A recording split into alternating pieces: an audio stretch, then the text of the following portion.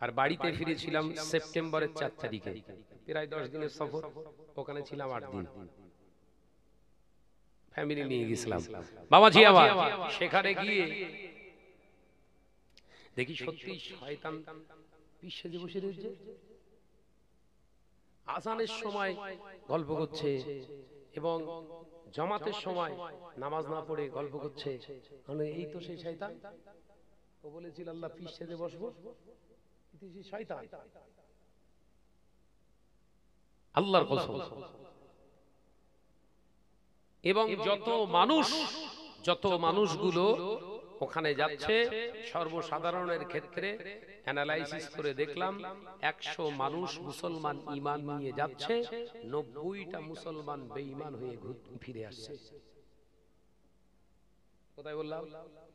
আজমির শরীফে। যদি বলেন ভাইজান কি করে বুঝলে? ওখানে গেলেই প্রথমেই আপনার ঈমানে আঘাত আনছে, দেখেন শয়তান ঈমান আপনার খারাপ করছে প্রথমেই। কিভাবে? ওখানে যাওয়ার সাথে সাথে প্রথমেই, আপনি তো হিন্দি বোঝেন না, হিন্দি জানলেও গিয়ে প্রথম আপনি যখন ঢুকবেন, প্রথম গেটে ঢোকার সাথে সাথেই দাড়ি কাটা, দাড়ি চাচা কিংবা দাড়িওয়ালা মাথায় ফেট্টি ফেট্টি বেঁধে একটা সবুজ রঙের আপনার ওড়না ঝাড়ু গায়ে দিয়ে আপনাকে সালাম দিচ্ছে, আসসালামু আলাইকুম ভাই সাহেব, কাহাं से आया है ভাই সাহেব, কাহাं से आया है। আপনি বললেন আমি ওয়েস্ট বেঙ্গল থেকে আসছি, সঙ্গে সঙ্গে প্রশ্ন করছে, ও আপ ফুরফুরা শরীফ से आया ना। আপনি বললেন হ্যাঁ হ্যাঁ হ্যাঁ, সত্যি আপনার বাড়ি ফুরফুরায়? কথা বলছেন না, ওয়াজ বুঝতে হবে। আপনি যে বললেন হ্যাঁ হ্যাঁ হ্যাঁ ফুরফুরায় আপনার বাড়ি, আপনার বাড়ি তো বকডোবায়, তাহলে ফুরফুরা বললেন, আপনি হ্যাঁ বললেন, তার মানে মিথ্যা দিয়ে স্টার্ট হলো জিয়ারত। কথা বলে না, মিথ্যা দিয়ে জিয়ারাতে স্টার্ট হলো। ভিতরে গেলেন, আপনার ফুল বা চাদর ফাদর দেওয়ার চেষ্টা করলো। আপনি যেহেতু পরিচয় দিয়েছেন ফুরফুরা, ওরা ফুল টুল নিয়ে বেশি করবে না, মাতামাতি আপনাকে নিয়ে যাবে সঙ্গে। आइए जनाब आइए जियारत कर लीजिए, आइए आपके लिए हम दुआ मांग लेते हैं। আসুন আপনার সঙ্গে জিয়ারত করিয়ে দিচ্ছি এবং তার সঙ্গে আপনার জন্য দোয়াও করে দিচ্ছি। আপনি তো মূর্খ মানুষ, জাহেল মানুষ, কিছু জানেন না। চলেন চলেন, নিয়ে গেলেন খাজা হুজুরের একদম মাজারের পাশে দাঁড় করিয়ে দোয়া চাচ্ছে, ইয়া খাজা তেরে দরবার মে আয়া ইসকে ঝুলি ভর দে। এই আলোচনা মাথা ঢোকা, ঠিক যেভাবে বলে ওইভাবে বলছি আমি। या खाजा तेरे दरबार में आया है, इसके मकसद भी पूरा कर दे।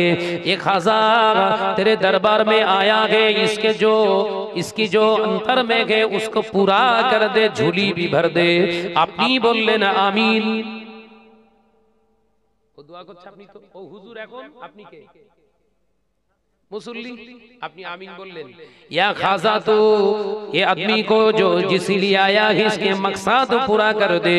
এই কথাটা হলো শিরক। জোরে বলুন নাউজুবিল্লাহ। ও নওজওয়ানেরা, যুবকেরা, ডাইরেক্ট খাজা গরিবে নওয়াজের কাছ থেকে আপনাকে চেয়ে দিচ্ছে, তার মানে সে আপনার কাছে শিরক করলো, সে কথার দ্বারা শিরক করলো।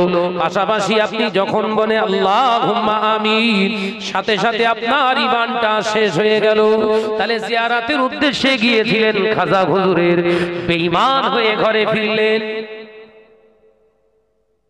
আলোচনা বুঝতেছেন তো নাকি? ওই জন্য সব জায়গায় জিয়ারতে যখন যাবেন, ভালো একজন জাননেওয়ালা মানুষের সোহবতে যাবে, নইলে কিন্তু জালে যাবেন, ওখানে রেখে ঘরে আসতে আসতে। টাকা পয়সা ধন সম্পদ চুরি হয়ে গেলে দুঃখ নেই, কিন্তু ঈমানটা চলে গেলে, চলে গেছে কি আপনি জানেন না তো। কথা বুঝতে পারছেন না? আমার নওজওয়ান যুবকেরা, আমি যখন তারাগড় পাহাড়ের উপরে উঠেছি, একজন এরকম দাড়ি গোপ কাঁটা ওইরকম একটা শয়তান, বুঝতেছেন তো, ওই পীরের রূপে শয়তান, বুঝতে পারছেন না?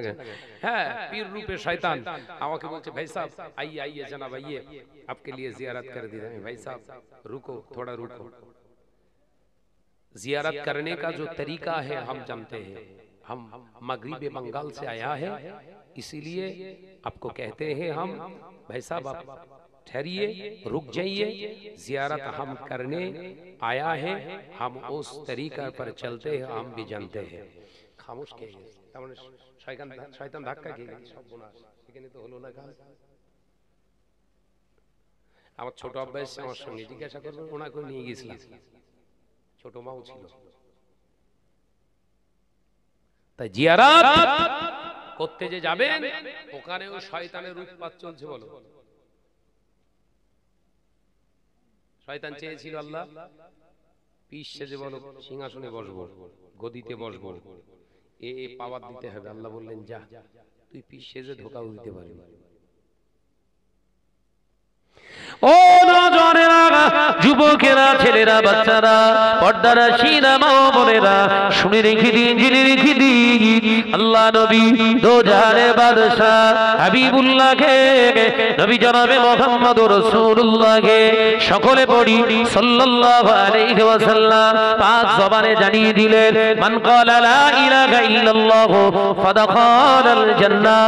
ও আমার সাহাবীরা, আমি নবী জানিয়ে দিলাম যে একবার কলেমা পড়বে, নেই কোনো মাবুদ আল্লাহ ছাড়া, আমি নবী মুহাম্মদুর রাসূলুল্লাহকে সাল্লাল্লাহু আলাইহি ওয়াসাল্লাম পাক জবানে জানিয়ে দিলাম সে আল্লাহ পাকের জান্নাতে প্রবেশ করবে।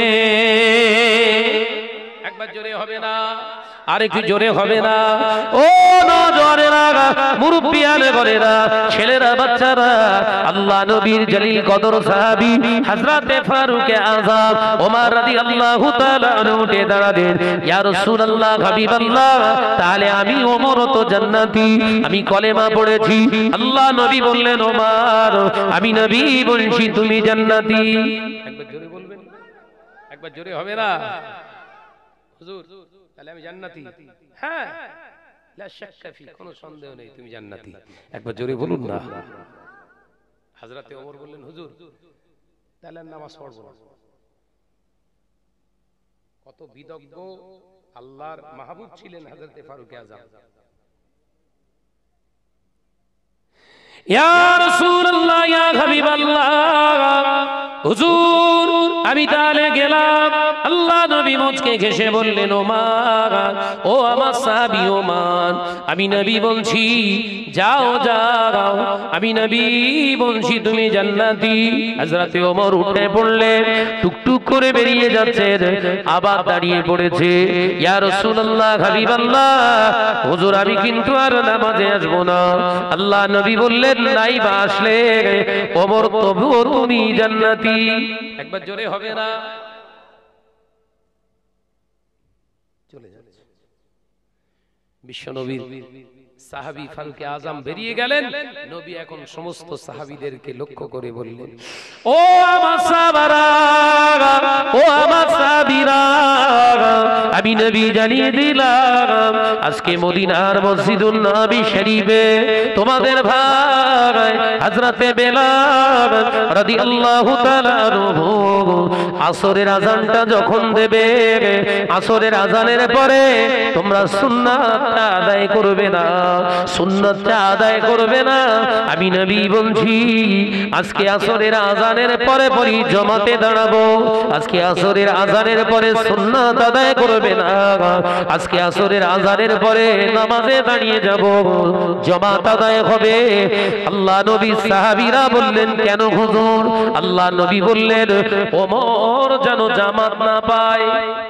একবার জোরে বলবেন না? জোরে বলছেন না? আবার ওমর যেন জামাত না পায়। কি বলে গেল? নামাজ পড়তে আসবো না। নবী কি বলছে? এটাই হলো রাসূলুল্লাহর ঈমান। আমার সাহাবী নামাজ ছাড়া বাঁচতে পারবে না। একবার জোরে বলুন। একবার জোরে হবে না? ও নওজোয়ানেরা, যুবকেরা, ছেলেরা, বাচ্চারা, পর্দারা, শিরা, মা ও বোনেরা, আল্লাহ নবী জলিল কদর সাহাবী ফারুক আযম ঘরেতে চলে গেলেন। মদিনার মসজিদুন নবী শরীফে হযরতে বেলাল ওয়াক্ত মতো আযান শুরু করে দিয়েছে। আল্লাহু আকবার, আল্লাহু আকবার, আল্লাহু আকবার, আল্লাহু আকবার। এই আযানের আওয়াজটা ফারুক আযমের কানে ঢুকছে। একবার জোরে বলেন না? জোরে হবে না? মদিনার মসজিদুন নবী শরীফে সাহাবায়ে কেরামেরা নামাজের জন্য দাঁড়িয়ে গিয়েছে। আল্লাহ নবী মদিনার মসজিদুন নবী শরীফে ইমামতির জায়গায় দাঁড়িয়ে আল্লাহ নবী পিছন দিকে তাকিয়ে বললেন, সাহাবীরা, ও আমার সাহাবারা, দেরি করো না, মদিনার মসজিদুন নবী শরীফের দরওয়াজা জানালাগুলো বাইরে থেকে নয় ভিতর থেকে খিল দিয়ে দাও, আমার উম্মত জানো জামাতে নামাজ না পড়তে পারে। নবী নামাজের মুসাল্লায় দাঁড়িয়েও ওমরের